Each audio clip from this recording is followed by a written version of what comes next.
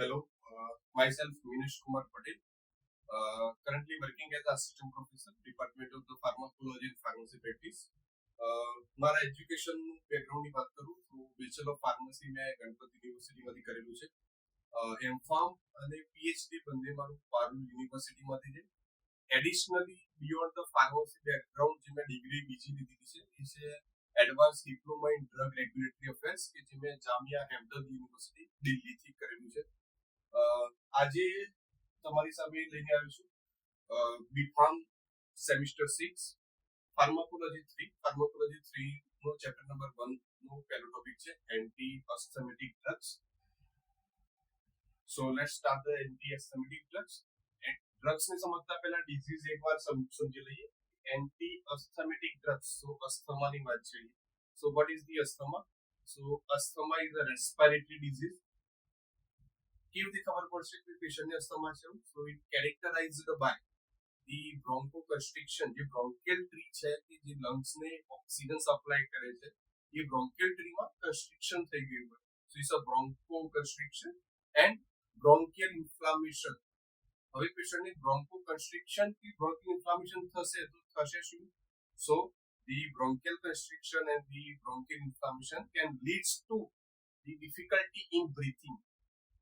So what was the definition? Definition of asthma is the asthma is respiratory disease characterized by the bronchoconstriction and the bronchial inflammation can leads to the difficulty in breathing.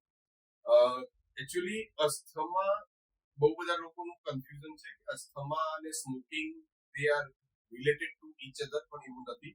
Asthma and smoking persons સાથે કોઈ લેવા દેવા નથી. Means smoking can't cause the asthma. Asthma due to the allergen only. Allergens ના કારણે asthma થતું હોય છે. તો એલર્જન માં શું છે? પોલેન one of the major cause. બીજું છે dust. So allergen can cause the asthma. So now let's start the anti-asthmatic drugs. Anti-asthmatic drugs માં total main 6 ક્લાસ છે. પછી ક્લાસના સબ ક્લાસ છે અથવા સબ ટાઈપ છે, યાકી એ ડિફરન્ટ કેટેગરી છે, પણ હાલ ફક્ત મેઇન જે ક્લાસ છે એનું ડિસ્કશન આપણે ઓનગોઈંગ રાખીશું. સો એન્ટી અસ્થમેટિક ડ્રગ્સ. એન્ટી અસ્થમેટિક ડ્રગ્સનો જે સૌથી પહેલો જે ક્લાસ છે કયો છે? તો બ્રોન્કોડાયલેટર છે. સેકન્ડ ક્લાસ જે છે એ કોર્ટિકોસ્ટેરોઇડ્સ છે. Third number is the leukotriene receptor antagonist. Fourth one is the mast cell stabilizer. Fifth one is the IgE receptor antagonist. And sixth one is the IL-5 interleukin 5 inhibitors. So there are the total 6 main class. It includes into the anti-asthmatic drugs. Now we will discuss the first class is the bronchodilator. So bronchodilator માં બી બીજા 3 સબ category છે. કઈ 3 સબ category છે? એક છે beta 2 receptor અગોનિસ્ટ. Bronchodilator માં બી બીજી 3 સબ category છે.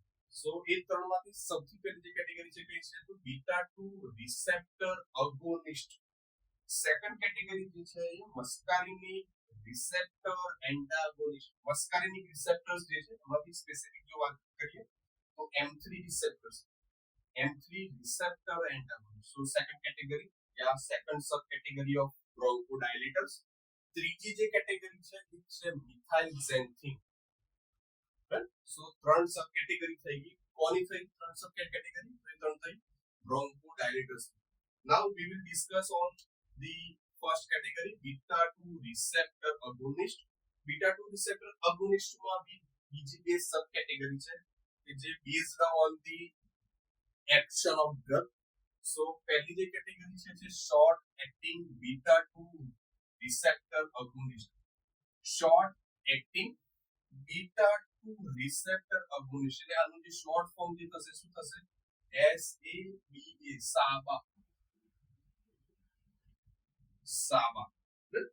So short acting beta 2 receptor agonist SABA માં કેટલી ડ્રગ્સ ઇન્ક્લુડ થાય છે? તો બે ડ્રગ્સ છે આપણી પાસે હાલ total. It says salbutamol and one is the terbutaline. Salbutamol and સબબ્યુટાલિન ટોટલ 2 ડ્રગ છે આપણી પાસે. સેકન્ડ જે કેટેગરી છે એ કઈ છે long acting beta 2 receptor agonist. Long acting duration of action જે છે કેવું થઈ જશે ડ્રગનો લોંગ થઈ જશે કમ્પેર્ડ ટુ ધી સામા. સો LABA લાબા શોર્ટ ફોર્મ શું થશે એનું લાબા. સાબા લાબા જો યાદ રાખવું હોય exam perspective. So long acting beta 2 receptor agonist એમાં કેટલી ડ્રગ છે આપણી પાસે તો એક છે પહેલી સાલ્મેટેરોલ ફોર્મોટેરોલ then vilanterol then oludaterol indacaterol and last one is bambuterol. So drug કેટલી ડ્રગ થઈ આપણી પાસે 6 ડ્રગ્સ થઈ શેમાં લાબામાં. આ બાજુ તમે ફોકસ કરી હોય તો ખ્યાલ આવશે કે એક one of the word can repeated in every drug. દરેક ડ્રગમાં એક વર્ડ રિપીટ થાય છે કયો છે ટેરોલ. સો ટેરોલ વાળી કોઈ બી ડ્રગ અગર તમે માર્કેટમાં બી ક્યાંય ફોર્મ્યુલેશન જુઓ તો it will be included into the LABA. LABA શેમાં ઇન્ક્લુડ થાય છે તો beta 2 receptor agonist. Beta 2 receptor agonist શેમાં ઇન્ક્લુડ થાય છે તો બ્રોન્કોડાયલેટર્સમાં. ને bronchodilators can include into the anti asthmatic drugs. આમ તો બ્રોન્કોડાયલેટર્સ COPD માં બી છે પણ ધેન વી ડિસ્કસ ફર્ધર જ્યારે COPD આવશે ત્યારે વાત કરીશું. સો એક ક્લાસ આપણે પૂરું કર્યો આમાં બીટા 2 રિસેપ્ટર અગોનિસ્ટ. સેકન્ડ ક્લાસ છે કયો છે તો મસ્કારિનિક રિસેપ્ટર એન્ટાગોનિસ્ટ. દે એન્ટાગોનાઇઝ ધી મસ્કારિનિક રિસેપ્ટરની એક્ટિવિટી બંધ કરી નાખશે કાં તો ઓછી કરી દેશે. સો મસ્કારિનિક રિસેપ્ટર એન્ટાગોનિસ્ટ તો સેમ કેટેગરી છે આમ શોર્ટ એક્ટિંગ લોંગ એક્ટિંગ. ફરક એટલો રહેશે કે જ્યાં બીટા 2 રિસેપ્ટર છે ત્યાં મસ્કારિનિક રિસેપ્ટર આવશે. તો short acting muscarinic receptor antagonist. So આનું શોર્ટ ફોર્મ શું થશે સામા. શું થશે SAMA. Short acting muscarinic receptor antagonist SAMA. તો સામામાં કેટલી ડ્રગ છે આપણી પાસે તો only we have only one drug કઈ છે તો ઇપ્રાટ્રોપિયમ. સેકન્ડ ક્લાસ છે આપણો long acting muscarinic receptor agonist. So આનું શોર્ટ ફોર્મ શું થશે LAMA. LAMA. Short acting long acting muscarinic receptor antagonist LAMA. Long acting muscarinic receptor antagonist. સો long acting લામામાં કેટલી drug છે આપણી પાસે 4 ડ્રગ છે. એક છે ટીઓટ્રોપિયમ ગ્લાયકોપાયરોલેટ એક્લિડિનિયમ એન્ડ યુમેક્લિડિનિયમ. ડિનિયમ જે કોમન વર્ડ અગર પાછળ જો યાદ રાખવું હોય એક્ઝામ પર્પઝ સો ડિનિયમ વર્ડ રિપીટેડ થાય છે આવા. ત્રીજી કેટેગરી કે જે સમય ઇન્ક્લુડ થાય છે બ્રોન્કોડાયલેટર્સમાં તો એ કઈ છે મિથાઇલઝેન્થિન. મિથાઇલઝેન્થિનમાં કોઈ સબ ક્લાસ નથી એમાં ટોટલ 4 ડ્રગ છે આપણી પાસે કેન ટ્રીટ ધી અસ્થમા. સો કઈ છે એક છે થિયોફિલિન then aminophyllin doxophilin and the oxtrifilin. so 4 drug છે થિયોફિલિન aminophyllin doxophilin and the oxtrifilin. આમાં બી કોમન વર્ડ જો યાદ રાખો એક્ઝામ માટે કે મિથાઇલઝેન્થિન માં કઈ ડ્રગ્સ ઇન્ક્લુડ થઈ શકે તો ફિલિન વાળી ફિલિન વર્ડ. સો ફિલિન વર્ડ જ્યાં બી સંભળાય યા તો જ્યાં બી આપણે કોઈ ફોર્મ્યુલેશન જોઈએ માર્કેટ ફોર્મ્યુલેશન કે જેમાં ફિલિન વર્ડ ઇન્ક્લુડ થયેલું છે પાછળ ડ્રગની પાછળ so is including the methylxanthine. Purpose is કે યાદ રહે એક્ઝામમાં કે ખરેખર મિથાઇલઝેન્થિન ક્લાસ પૂછાયો છે right and note on the pharmacology of the methylxanthine. તો જ્યારે બી ક્વેશ્ચનની શરૂઆત કરો ત્યારે ક્લાસની જેટલી બી ડ્રગ્સ ઇન્ક્લુડ થતી હોય એક ડ્રગ્સના નામ પહેલા લખવાનું હોય પછી ફાર્માકોલોજી સ્ટાર્ટ કરવાનું હોય. તો એના માટે શોર્ટકટ છે ફિલિન વર્ડ યાદ રાખો તો યાદ થઈ જશે કે ભાઈ થિયોફિલિન છે એમિનોફિલિન ડોક્સોફિલિન એન્ડ ઓક્સ્ટ્રીફિલિન. સો શું થયું અહીંયા ટોટલ આપણે એક ક્લાસ બતાવ્યું કયું બ્રોન્કોડાયલેટર્સ ના બીજા 3 સબ ટાઇપ્સ હતા या तो ત્રણ સબ કેટેગરી હતી કઈ હતી beta 2 receptor agonist muscarinic receptor antagonist and the methyl xanthine ત્રણ સબ કેટેગરી હતી બ્રોન્કોડાયલેટર્સ હવે વાત કરીએ second category of the antihistaminic drug one is the corticosteroids corticosteroids નામ પરથી જ ખ્યાલ આવી ગયો છે ઓલરેડી સેમેસ્ટર 5 માં તમે સ્ટીરોઇડ્સ વિશે ફાર્માકોલોજી જોયું હશે સો એ અહીંયા ડિસ્કસ નહીં કરી બટ જે એન્ટીહિસ્ટામિનિક ડ્રગમાં જે કોર્ટિકોસ્ટેરોઇડ વપરાય છે એ કેટેગરાઇઝ કરી છે total based on the route of administration so કયા બે રૂટ ઓફ એડમિનિસ્ટ્રેશન છે અહીંયા તો એક છે ઇન્હેલેશનલ થ્રુ તમે અસ્થમાના પેશન્ટ જોયું છે પફ લેતા જે મશીન જે યુઝ થાય છે અસ્થમામાં ઇન્હેલ કરવા માટે સે puff one puff two puff that based on the CBRT or based on the drug of action એ ફર્ધર ફાર્માકોલોજી પછી આવશે ત્યારે વાત કરીશું so inhalational route and the second route is the systemic route and the inhalational route so inhalation route માં આપણી પાસે total 5 drug છે we can include into the corticosteroid કયા રૂટ થ્રુ પાસે so સ્પેસિફાઈ થઈ ગયું છે અહીંયા inhalation through આ ડ્રગ બોડીમાં એડમિનિસ્ટર્ડ થઈ શકે સો કઈ છે ફ્લુટિકાઝોન then mometazone then beclomethasone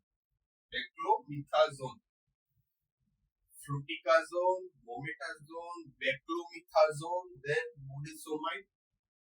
budesonide and the cyclisonide then આટલી 5 ડ્રગ જો આને યાદ રાખવું હોય તો આગે જે મેં જે રીતે યાદ રાખ્યું છે તો ઇન્હેલેશન રૂટમાં પોટેશિયમમાં જે પાછળ પડે છે કોમન સોન SON અને બીજી બે જે કેટેગરી છે બે ડ્રગ્સ એ એમાં કોમન વર્ડ છે સોનાઇડ એન્ડ સોનાઇડ આનાથી ઈઝીલી યાદ રહેશે એક્ઝામ્પલ સિસ્ટમિક રૂટમાં આપણી પાસે બે ડ્રગ છે એક છે પ્રેડનિસોલોન અને જે બીજી છે કઈ છે હાઇડ્રોકોર્ટિઝોન સો અહીંયા શું જોયું કોર્ટિકોસ્ટેરોઇડ્સ ક્લાસ જોયું જે મેઇન ક્લાસ છે એન્ટીહિસ્ટામિનિક ડ્રગનો એ ક્લાસમાં જેટલી બી ડ્રગ છે એ ટોટલ બે રૂટ થી એને સબ કેટેગરાઇઝ કરેલી છે એક છે ઇન્હેલેશનલ રૂટ અને બીજો છે સિસ્ટમિક રૂટ સો ઇન્હેલેશનમાં ટોટલ 5 ડ્રગ છે સિસ્ટમિક રૂટમાં ટોટલ 2 ડ્રગ છે now we will discuss the third category is the leukotriene receptor antagonist leukotriene receptor ને શું કરી દેશે એન્ટાગોનાઇઝ કરી દેશે મતલબ કે રિસેપ્ટર ની જે એક્ટિવિટી છે એક્ટિવિટીને ઓછી કરી દેશે તાકી they can stop it બંધ કરી દેશે સો leukotriene receptor antagonist આમ તો આ બંને ડ્રગ એવી છે કે જે ઓબ્વિયસ બહુ ફેમસ બી છે યાદ રહે એવી છે સો કઈ છે પહેલી ડ્રગ સો એક છે મોન્ટેલ્યુકાસ્ટ and the zafirlukast and zafirlukast leucast આમાં બી એક વર્ડ જે કોમન જે યુઝ છે leucast then so leukotriene receptor antagonist ચોથી જે આપણી પાસે કેટેગરી છે એ કઈ છે mast cell stabilizer તો mast cell stabilizer માં ત્રણ ડ્રગ છે એક છે ફોર્મોલિન sodium then nidobromine and third one is the ketotifen bromelain sodium nidobromine and the ketotifen ત્રણ ડ્રગ પાંચમો જે ક્લાસ છે આપણી પાસે કયો છે IgE જો તમે એન્ટીબોડીઝ જાણતા હોય IgE તો 5 ટાઈપની છે જેના આપણે યાદ રાખો કે ગામડી વર્ડ યુઝ કરીએ છીએ GAMDE so 5 છે એમાંની એક છે IgE receptor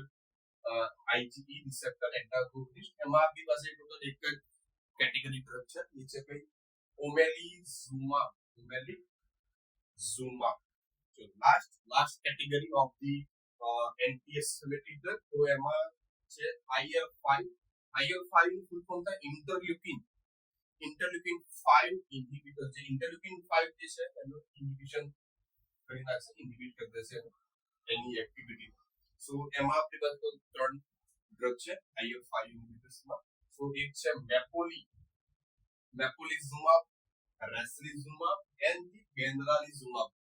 આમાં બી કોમન વર્ડ એક આવ્યું, કયો zumab. Yes, mepolizumab, reslizumab and the બેન્દ્રાલિઝુમાબ.